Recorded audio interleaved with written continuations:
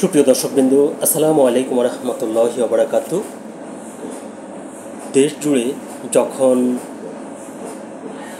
বৈষম্য বিরোধী ছাত্র আন্দোলনের 3 নেতার চাঁদাবাজি নিয়ে সমালোচনার ঝড় বইছে, ঠিক তখন বিএনপি নেতাদের আরেকটি চাঁদাবাজির ঘটনা সামনে এসেছে। সেটি হচ্ছে হাতিয়ার নিঝুম দ্বীপে চাঁদা না দেওয়ায় এক ইউনিয়ন পরিষদের কার্যালয়ে তালা লাগিয়েছে বিএনপির নেতারা। এই শিরোনামে ঢাকা পোস্টে একটি প্রতিবেদন প্রকাশিত হয়েছে, যার শিরোনামে বলা হয়েছে চাঁদা না দেওয়ায় ইউনিয়ন পরিষদে তালা, তদন্ত কমিটি গঠন।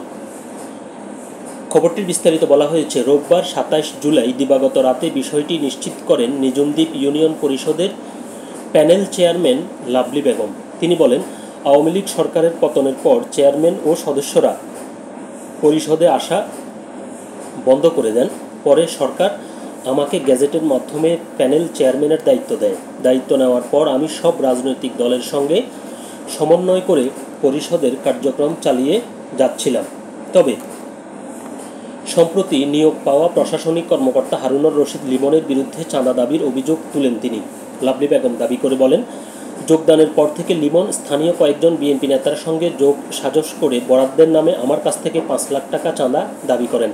চাঁদা দিতে অস্বীকৃতি জানালে গত বুধবার বিএনপির নেতা মোহাম্মদ ইব্রাহিম, সাবেক মেম্বার মোহাম্মদ শাহেদুদ্দিন, যুবদল নেতা আশরাফ উদ্দিন ও অন্যরা আমাকে পরিষদে যেতে নিষেধ করেন। সেদিন আমি পরিষদ ত্যাগ করলে তারা লিমনের সহায়তায় কার্যালয়ে তালা দেন। তিনি আরও বলেন, বুধবার থেকে কার্যালয়ের দরজায় তালা ঝুলছে, বন্ধ রয়েছে সব ধরনের দাপ্তরিক কার্যক্রম। মানুষ আমাকে জিজ্ঞেস করে অফিস কবে খুলবে। আমি বলেছি তালাবদ্ধ থাকলে আমি কিভাবে সেবা দেব।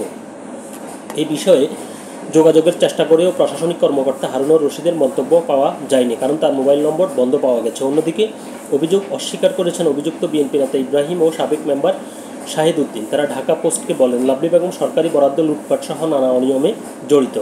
তিনি স্বৈরাচারীভাবে পরিষদ চালান এবং স্বাক্ষর নকল করে অর্থ আত্মসাৎ করছেন।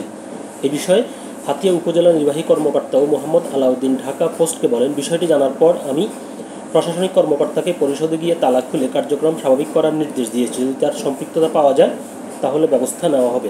ইতিমধ্যে একটি তদন্ত কমিটি গঠন করা হয়েছে। তদন্ত প্রতিবেদন অনুযায়ী আইনানুগ ব্যবস্থা নেওয়া হবে। মূল প্রতিবেদনটি এ পর্যন্তই ছিল। এখন যেটি বলতে হয় সেটি হচ্ছে যে, যাকে প্যানেল চেয়ারম্যান হিসেবে সরকার নিয়োগ দিয়েছে তিনি যদি কোনো অনিয়ম, অপরাধ কিংবা দুর্নীতি করে থাকেন তাহলে অবশ্যই সরকারের নীতিমালা রয়েছে।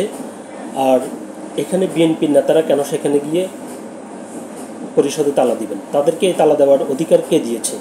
তারা কি কোনো নির্বাচিত জনপ্রতিনিধি? তাদেরকে কি জনগণ এটার দায়িত্ব দিয়েছে? যদি লাভলি বেগম কোনো অন্যায় অপকর্ম করে থাকে তাহলে তার বিরুদ্ধে ব্যবস্থা নেওয়ার তো একটা রুল আছে, নিয়ম আছে। তারা ইউনোকে অভিযোগ জানাতে পারেন কিংবা তার বিরুদ্ধে আন্দোলন করতে পারেন এলাকাবাসীকে নিয়ে, কিন্তু তারা তো পরিষদে তালা দিতে পারেন না।